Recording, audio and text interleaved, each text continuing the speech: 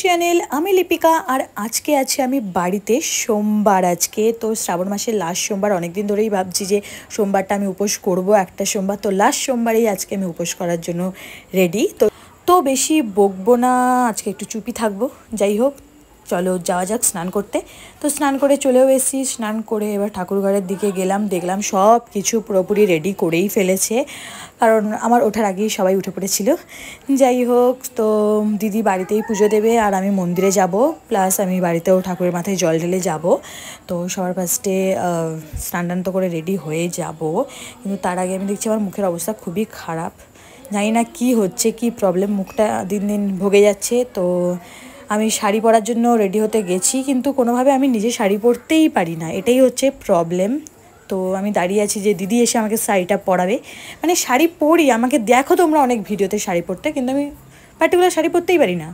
মানে ভুলভাল শাড়ি পরতে পারি ওই একটু সময়ের জন্য, ভিডিওর জন্য, কিন্তু বাইরে বেরোনোর জন্য যে শাড়ি পরা একদম মেনটেন করে, সেই শাড়ি আমি পরে উঠতে পারি না। তো আমি চেষ্টা করছিলাম লাস্ট অবধি দিদির কাছে গিয়ে আমি শাড়িটা পরে ফেলি, আর দিয়ে দেখছিলাম যে কীভাবে হ্যান্ডেল করব এই শাড়িটা পরে, কারণ শাড়িটা একদম নতুন আর খুব অশান্তি লাগছিল, কিছু করার নেই।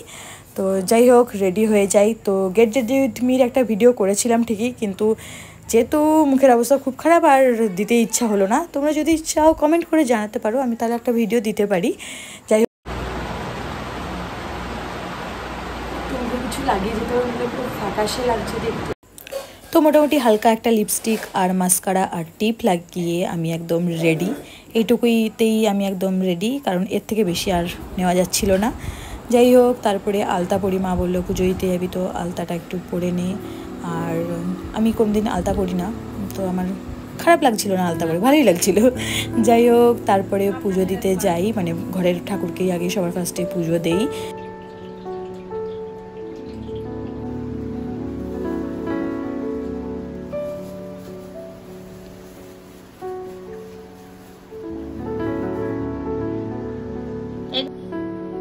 সেদিকে ঝুলানো থাকবে।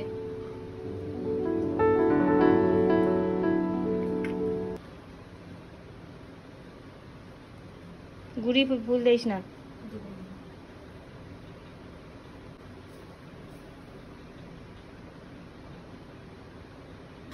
তো মেনলি আমার এই উপোসটা করার কারণ হচ্ছে আমি শিব চতুর্দশী করি, তো সেই সময় আমার খুব শরীর খারাপের জন্য আমি করতে পারিনি।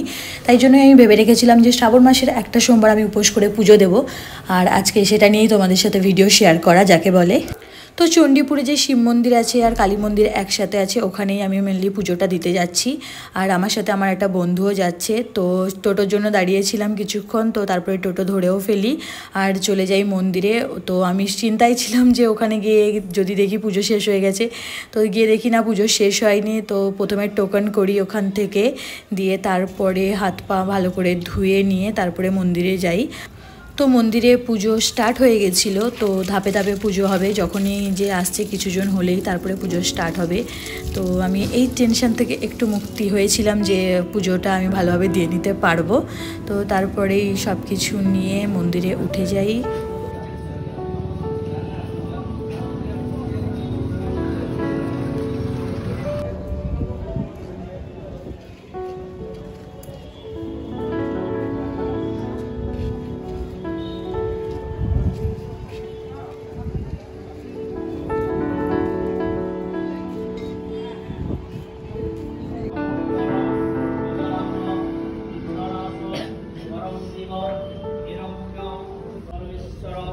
महादेव महात्मानं महायुगस्य महापापं हरं देवं। তো এই হচ্ছে শোভনা, আর আমার খুব ছোটোবেলাকার বন্ধু। তো ও ভেবেছিল যে আমি সব কিছু একা সামলাতে পারবো না, তো ওকে আমি তাই জন্য ডেকেছিলাম, আর ওই জন্য আমার সাথে এসেছিলো। আর আমরা ফটো তোলার চেষ্টা করছিলাম, কিন্তু একটাও ফটো ভালো আসছিল না।